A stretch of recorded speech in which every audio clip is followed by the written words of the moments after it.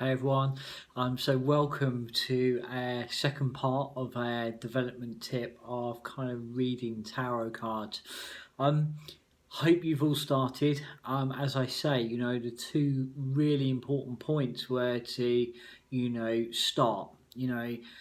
As I was saying last week, I get asked so often, Shane, I've got tarot cards at home, had them for years, don't know where to begin. First thing, begin. Okay, form a relationship with your cards. Know that experience is built on experience. Knowledge is built by reading, kind of understanding, but the only way we turn that into experience is by doing. Okay, so form a relationship with cards, get to know your cards, have the confidence, take that leap of faith, because if you're wired to do this and it's innately a part of who you are, then absolutely spirit are going to foster that and nurture that. And I'm going to share an experience that I had that really reinforces that. Okay, so that's the first thing, is to start and to begin. Okay, really important. And the next kind of aspect about that is then kind of building a relationship with the cards and allowing the innate to kind of direct you, because they will bring the opportunities for you to learn. What normally stops us is confidence, or feeling that you can't, or feeling that you just feel overwhelmed. Remember, if spirit believe in you, they believe in enough of you to be able to kind of work with you, then gently you need to try to believe in yourself. But confidence and believing in yourself, thinking it's your imagination, is always the stumbling block. So my entry point to the holistic mediumship that so many of you see I do now was absolutely built on cards. Now this set is my first ever set of tarot cards. Many of you see me work with the Psycards. That's a beautiful card to pick up, wasn't it? The Psycards. So many of you see me work with these weekly on my Facebook page, Spirit Meets Adventure. There is a link in this video as well, where we do the weekly insights. And you see me week in, week out use these cards. I absolutely love these cards. But these were the deck that I first started with. I've had these cards. They've travelled with me throughout over half of my life. They are the Greek mythology cards. Now, how I started to read these was I spent some time working away from home, kind of in my early 20s. Part of the plan I had was to train as a lifeguard. So I went down to this holiday camp to build up some experience. Okay, so it's all about turning things into experience, isn't it? And there was all sorts of people that were working there, from kind of catering to entertainment, down to accommodation, down to maintenance, and down to lifeguarding. I ended up working as a accommodation manager, but I kind of met this guy, and I remember kind of walking past this kind of this communal room, this kind of cafe that was for staff. I remember walking past it and seeing this guy in chef whites, pair of white Wellington boots, sitting there reading cards, and I was absolutely fascinated by what he was doing. I was like, what the hell is he doing? What is going on? And I remember kind of standing at the edge, and once he finished, he kind of gestured me to go over. I said, what are you doing? He said, well, these are tarot cards. I said, what are they? How do you read them? I was already having really profound experiences of feeling that there was something around me, something guiding me. And he proceeded to tell me, and I kind of shared with him some of the experiences I was having, because all of that kind of made sense. And then he said to me, you need to go to the local spiritualist church. and that was on the south coast in the UK. And I did, and you can see already there's a theme there that is running. And the best bit of advice he gave me was to get on with it, go and do it. And I remember that afternoon's full of so much excitement on my break time off between shifts. I went into town and I was like, right, I've got to find a shop to go and find these. And I walked past this charity shop and look over, and there was a book, Greek mythology, tarot cards. Went over there, not only did they have the book, but they had the cards, okay? Charity shop. I forget how much I paid for them. Wasn't a lot, and here they are still to this day. So it's the first deck of cards that I ever used.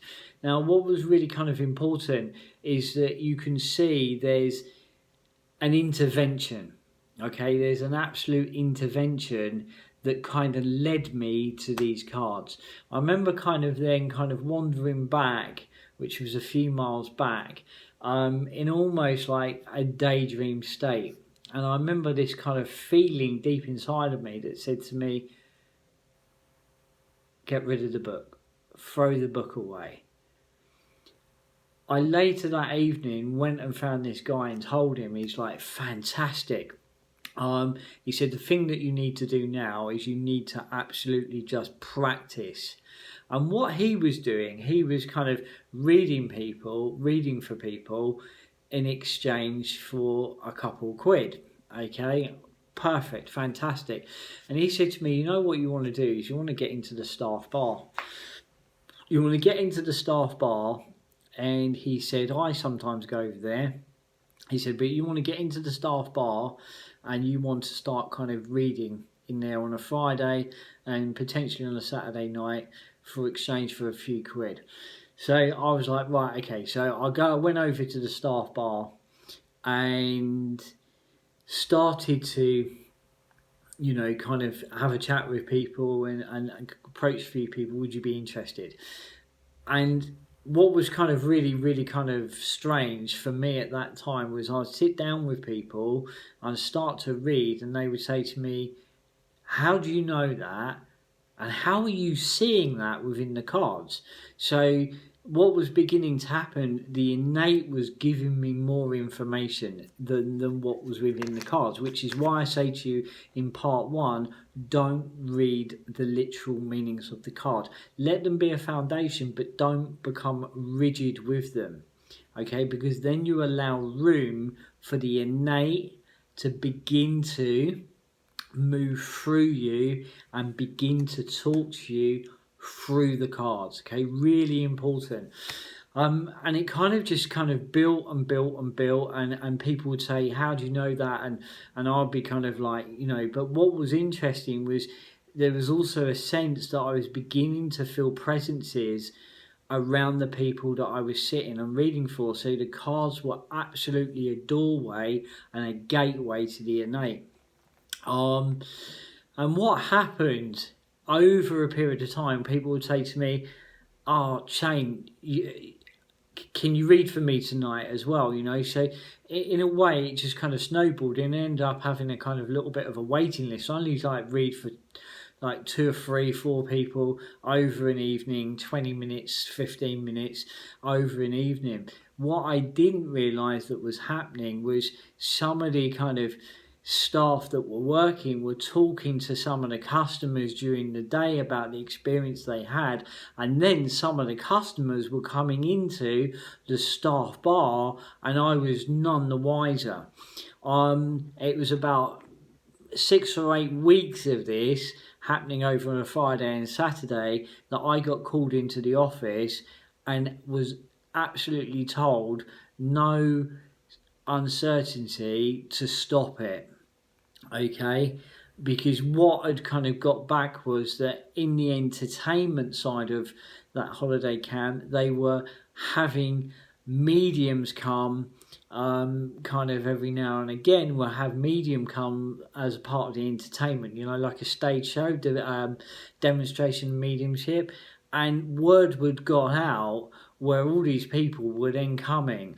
Now, what was kind of really, really funny about this experience was that it got to a point where people were going, oh, there you go, Shane, there's a pint and there's a couple of quid. You know, Friday and Saturday nights, I didn't go without a beer, that's for sure, you know. But the the most amazing part of it was that Spirit were bringing the opportunity. They were giving me the opportunity to absolutely learn. And you know what? It was the greatest of experience because it built a foundation. It allowed me to build trust within myself and absolutely with the innate. When I got called into that office and was told that, you know, you've got to bring it to a stop, is I thought to myself, you know what, I'm going to take a bit of leave and I'm going to get back off home for a while. So come back home and find myself within a couple of days walking past